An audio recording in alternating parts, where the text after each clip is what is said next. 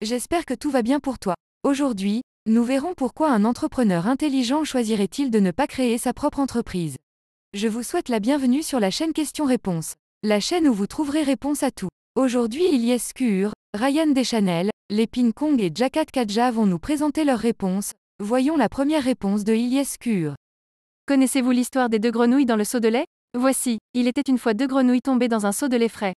Ils ont essayé et essayé de sauter du seau à maintes reprises sans succès. Ils ont continué à essayer pendant longtemps jusqu'à ce que l'un d'entre eux, épuisé par toutes ces activités de pagaie et de saut, dise à l'autre: cela ne sert à rien d'essayer de s'échapper plus longtemps, je sais que nous allons mourir ici. Il n'y a pas d'espoir. Et se laissa couler au fond du seau pour se noyer. L'autre grenouille, attristée par la perte de son ami, ne savait pas quoi faire et se contentait de pagayer dans le lait, espérant trouver un moyen de sortir. Au bout d'un moment, elle a remarqué que le lait s'épaississait et devenait plus difficile à pagayer. Qu'est-ce qui s'est passé? À cause de toute la pagaie, le lait commençait à se transformer en crème, puis en beurre. Et donc, encouragée par cela, elle a continué à pagayer jusqu'à ce que le liquide durcisse suffisamment pour qu'elle saute du seau. La petite grenouille a été sauvée. La persévérance lui avait sauvé la vie. Le point de l'histoire? Parfois, être trop intelligent peut vous nuire. Pour réussir dans la vie et les affaires, il faut parfois être un peu stupide. Les gens intelligents savent juste pourquoi quelque chose ne fonctionnerait pas, et ils sont très bons pour trouver des raisons de le sauvegarder.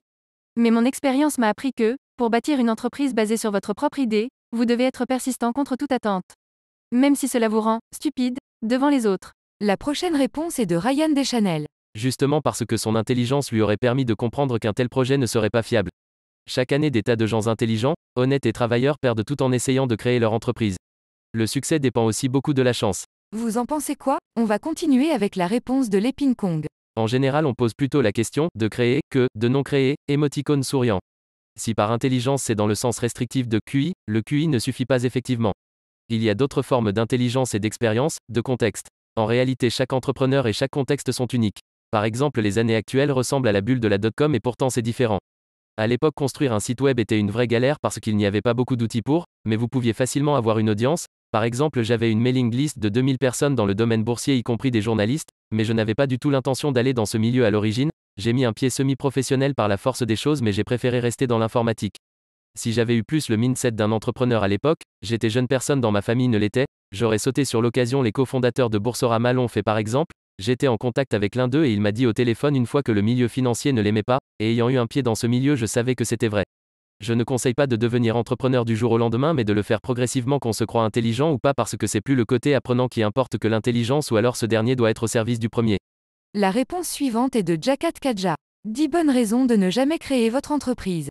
1. Parce que ça vous fait peur. 2. Parce que personne ne croit en votre projet. 3. Parce que votre vie est bien comme elle est. 4. Parce que vous êtes en France, et la France est un très mauvais pays pour entreprendre.